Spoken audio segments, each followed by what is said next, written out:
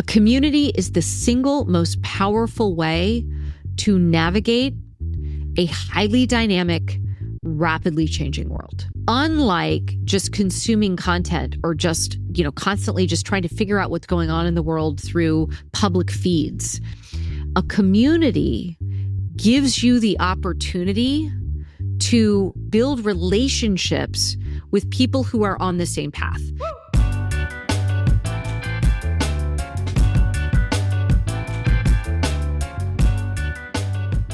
Hi, I'm Gina Bianchini. This is People Magic, where I show you the absolute easiest way to create a $1 million community and have a fantastic time doing it. With that, let's go ahead and dive in. Hi, Gina. I would really love to hear your advice on setbacks because I'm currently going through a bit of a tough time. I didn't really see the setback coming, and it means I have to change a lot of my programming. I don't want to get into all of the logistics, but how do you approach setbacks within a community that already exists? I love this question. So first of all, what I really appreciate about the question is that you didn't just quit. You didn't just give up.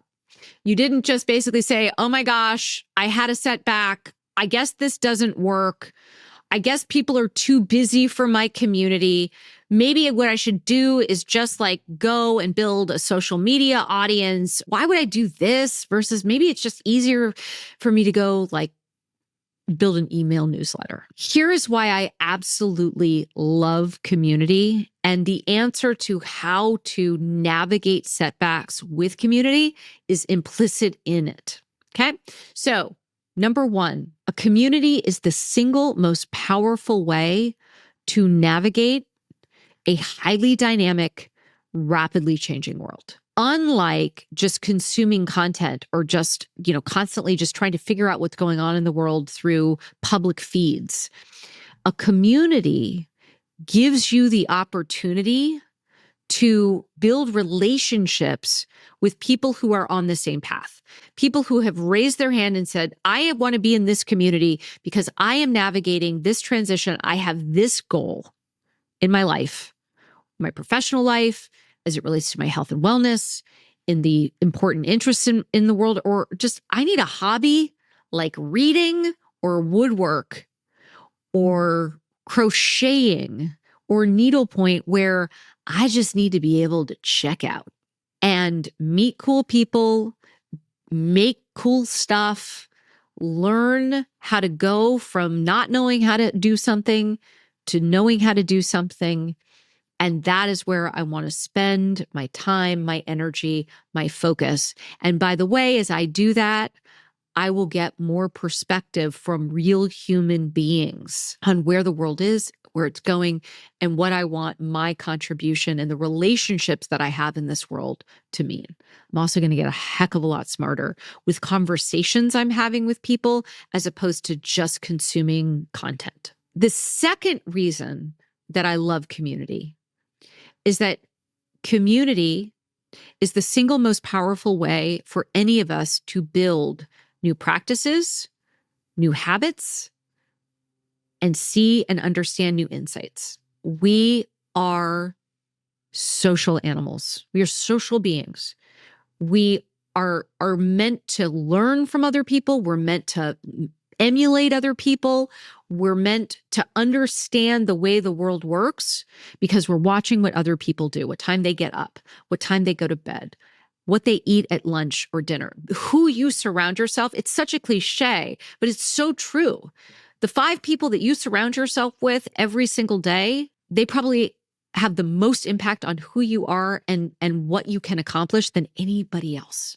Picking your community, curating the people that you are bringing together, and not just you being at the center of that constellation of people, but that you're bringing the group together and seeing what kind of culture that you can build in pursuit of how you want to live your life and how other people want to live your life and what you want to learn from each other. So that then leads to community being the single most powerful way of building new practices. If everybody's getting up at 6 a.m. to go running and taking a picture, and you're in bed and it's freezing and you're like, I don't want to get up today. If you didn't have those 5 other photos on your phone of people who got up and actually went running or like are working out in like the freezing cold, you definitely won't get up. Or it's a much lower probability that you're going to get up. If you wake up and you pull out your phone and with one eye are looking at 5 people who are up and freezing, but they're out doing it, you have just radically increased the probability that you too are going to get up, put on some warm clothes, go run so that you can come back and take that photo. And now it is another day that you have under your belt where you got up at 6 a.m. and you went running. Or if you are a group of people and it's like you're watching what they're doing and it's about not drinking, or it's about eating a certain way, or it's about meditating at a certain time of day, or it is about making something, you too will want to make something. So practices, habits, and insights. We're all just trying to figure out, especially in this dynamic, rapidly changing world, what the hell to do. In a community, you will have knowledge and insights that are unique and differentiated than whatever everybody else is looking at in terms of conventional thinking. It's not just about who you pay attention to on social media. It is absolutely about who are you building relationships with? Who can you test ideas out on? And how can you do it in a way that those insights are special to you and your group, you and your community, and that you get to try new things out in forgiving spaces, open spaces, spaces that you show up and it's like, okay, I know the cultural norms here and I know how to do this. And if you have a community that is able to help you and your members, or you as a member, navigate a dynamic, rapidly changing world, build new practices, new habits, and unlock new insights that nobody else has, then a community is the single most powerful way for you to achieve results and transformation that you cannot get on your own. Why do I share those 3 things as passionately as I do? Because when it comes to setbacks, the first thing you have to do is say, why the hell am I doing this in the first place? I could be on my couch, binging a show. I could be doing something else. I could read a book. You do it because you remember why you are doing it. Someone somewhere just said, oh, so I guess she means finding your why. Sure, finding our why. But when you think about navigating a dynamic, rapidly changing world, building new practices, habits, and unlocking new insights, getting results and transformation that you can't get on your own, creating a community is the single most powerful business that you can create. Because if you set up the conditions by which people are providing that to each other and for each other, it will grow itself. It has extremely high margins. It will not require a lot of time, energy, and effort to manage, time, energy, and effort to grow. It will take care of those things for itself. And the software is only getting easier and easier to make that happen. As you are navigating setbacks, number 1, know why a community is so powerful. And number 2, and this is something that I just think is so important, which is the world can be kind of a tough place sometimes. Social media is a tough place. People can tune you out real fast. And investing a ton of time in an email newsletter, trust me, I love a nice email newsletter. I read like 1 out of the 25 I subscribe to, some of which I pay for, some of which I don't. That's a ton of work. There's a ton of work that people can just tune out. In contrast, a community is forgiving. Why is it so much more forgiving?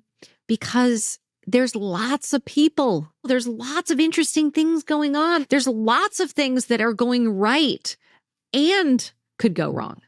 So if something goes wrong, it's not that big of a deal. I have found myself on the giving end of some technical problems in a live stream, or I didn't read a question correctly and I answered it wrong, or I tried to set something up and like 2 people showed up. All of those things in a community don't ultimately matter because you are coming from such a stronger foundation.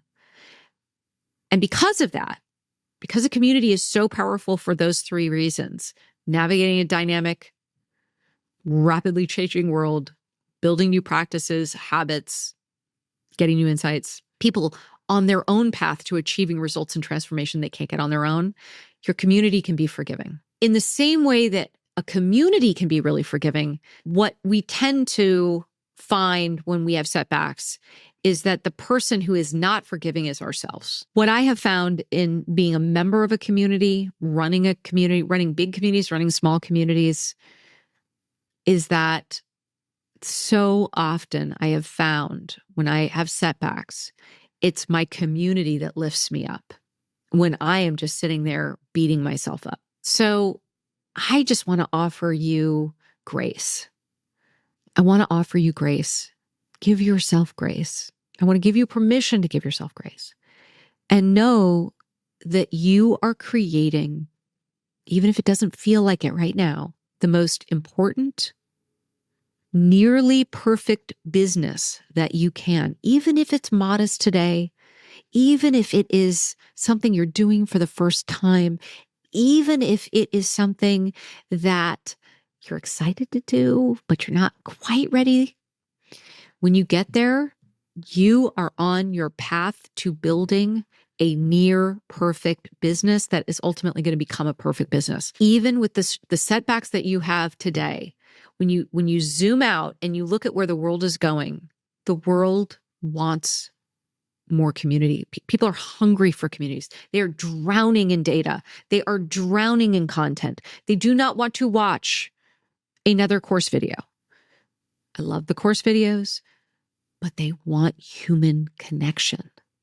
They want that real-time energy that you only get when you're in a group with other people and everybody's talking and you have a purpose for being there. You know why you're there. The reason a community is on the path to becoming a perfect business, because we can use software to make the connections between members in increasingly valuable ways that do not require you to do a lot of work, but that rather happens without you. And what you get to put on top is all the things that make you unique and make your members unique. Those connection points that no software can replace, but software can unlock and enable. That's worth fighting for. And I would argue, don't just take the night off and mindlessly and without intention, let your time get sucked into something. That's just too easy when we, again, have a casino in our pocket. But be intentional about how you're going to relax, how you're going to disconnect, how you're going to give yourself grace, how you're going to give yourself the space and time to just get some energy and get some perspective, whatever that might mean for you.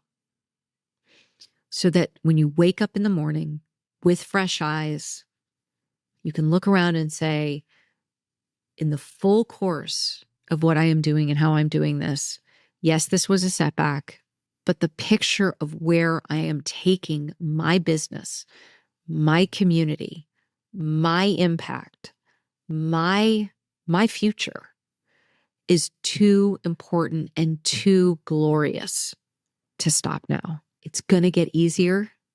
It's going to get more fun. And the world will continue to look at and invest in communities to create the most forgiving, most energizing, most interesting, and most valuable asset any individual person on planet Earth can have. I'm Gina Bianchini. This is People Magic. And thank you for joining me.